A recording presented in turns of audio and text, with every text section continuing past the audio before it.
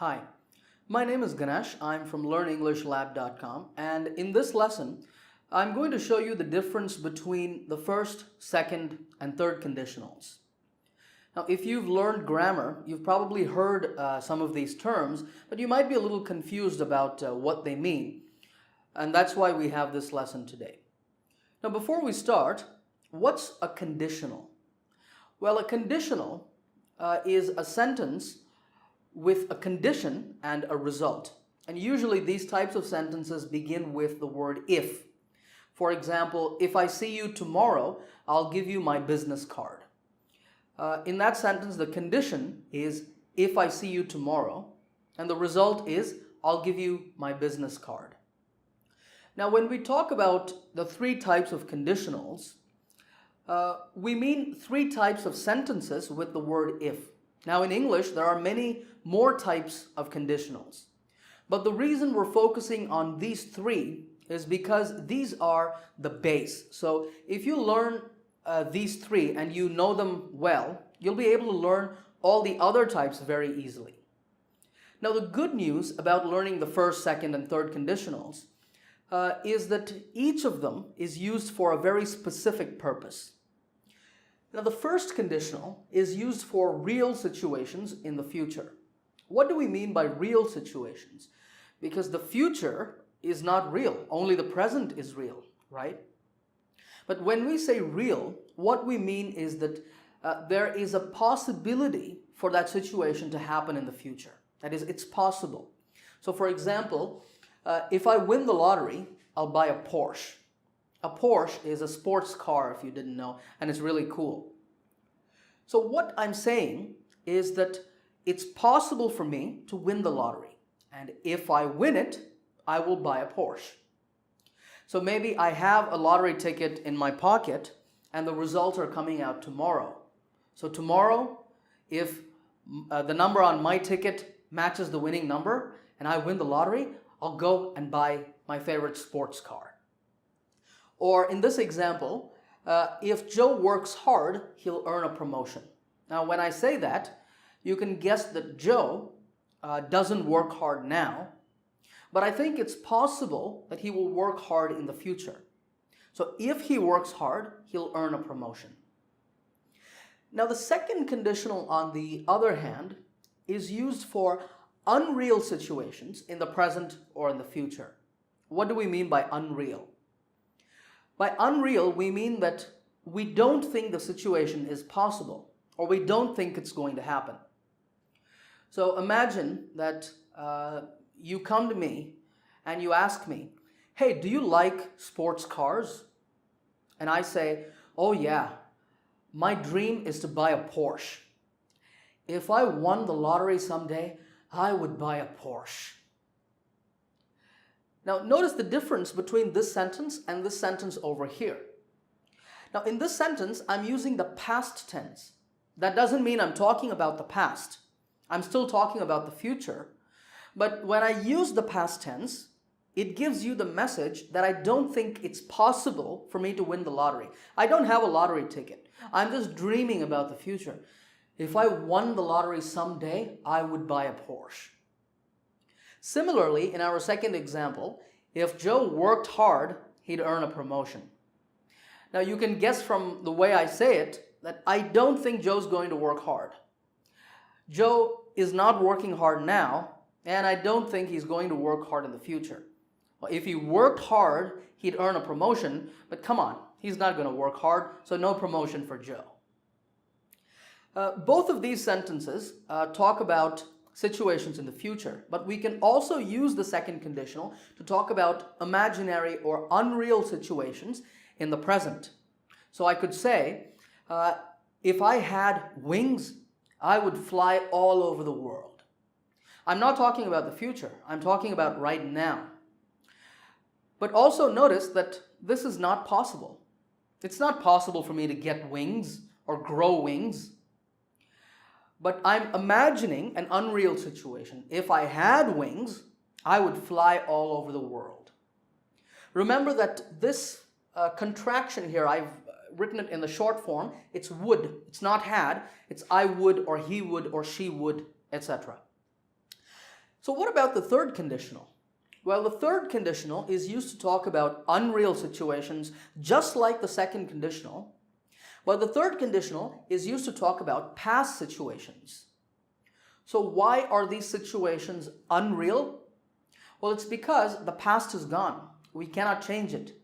So anytime we talk about a conditional in the past, it's going to be unreal.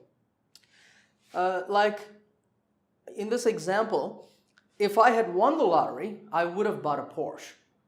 What do you understand by that sentence? Now imagine that I bought a lottery ticket and I really wanted to win the lottery because I wanted to buy a Porsche. But then the results came out and I missed the lottery by one number. That means I didn't win the lottery. So because I didn't win the lottery, I didn't buy a Porsche. But I can imagine about the past. If I had won the lottery, I would have bought a Porsche. But I didn't win, so I didn't buy a Porsche. Or in our second example, if Joe had worked hard, he would have earned a promotion. So what's happened is Joe did not work hard and somebody else got the promotion. Joe did not get the promotion. So we're looking back at the past and we're saying, well, if Joe had worked hard, he would have earned a promotion. So he didn't work hard and no promotion for Joe. That's the difference between the first, second, and third conditional. Don't forget, the first conditional is used for real or possible situations in the future. The second conditional is used to talk about unreal or imaginary situations in the present or in the future. And the third conditional is used to talk about unreal situations in the past. Right, now I want to spend just a couple of minutes talking about how we make these sentences. That is the grammatical form of these three conditional sentences. Now the first thing you should notice about all of these is that, like I said in the beginning, there's a condition part and a result part. And you will notice that in all three types of sentences, the condition part starts with if.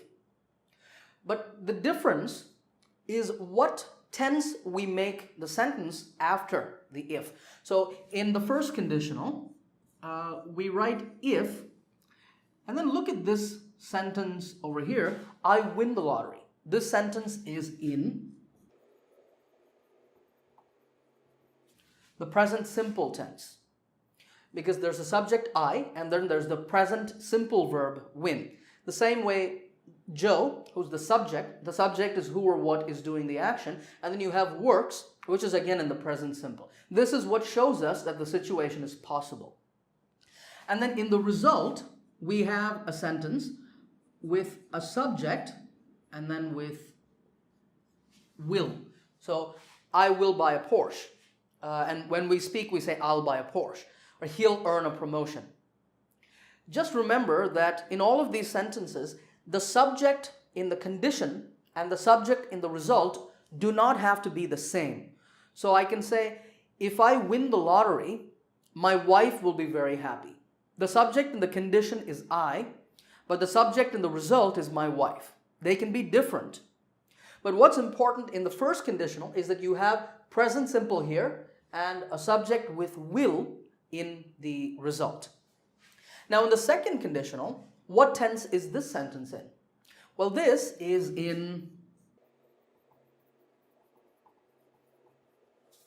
it's in the past simple tense.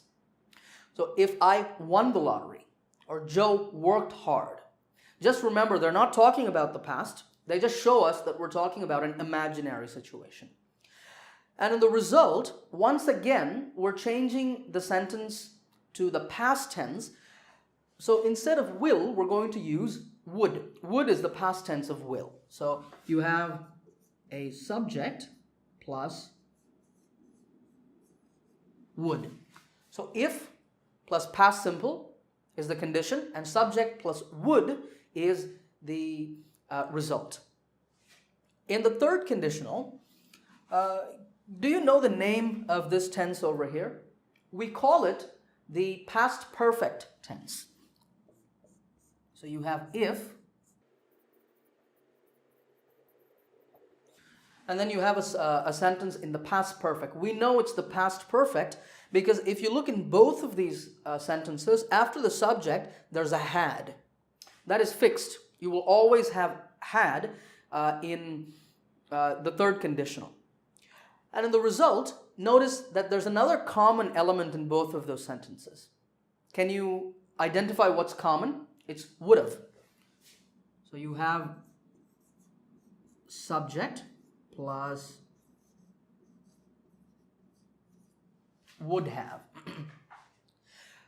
If you've been paying very close attention, you will notice that the difference between the second and third conditionals is simply that we have added a have in both the condition and the result. Here it's in the past perfect, so it's become had. Here it's with would, so it's become would have. All right, let's do a quick recap. You make the first conditional using if followed by a present simple sentence in the condition, and in the result you have the subject and then you add will to the subject. You make the second conditional with if and a past simple sentence in the condition, and you put the subject and would to make the result. In the third conditional, you put if followed by a past perfect sentence, that is a sentence with had, and you make the result with the subject and would have. All right, now I'm going to give you a test to see if you understand the three types of conditionals. On the screen I've got 4 sentences, and all of these sentences contain errors. Your job is to correct the errors in each sentence. Pause the video now if you need. Think about your answers, and then when you're ready, play the video again and check. All right, let's discuss the answers.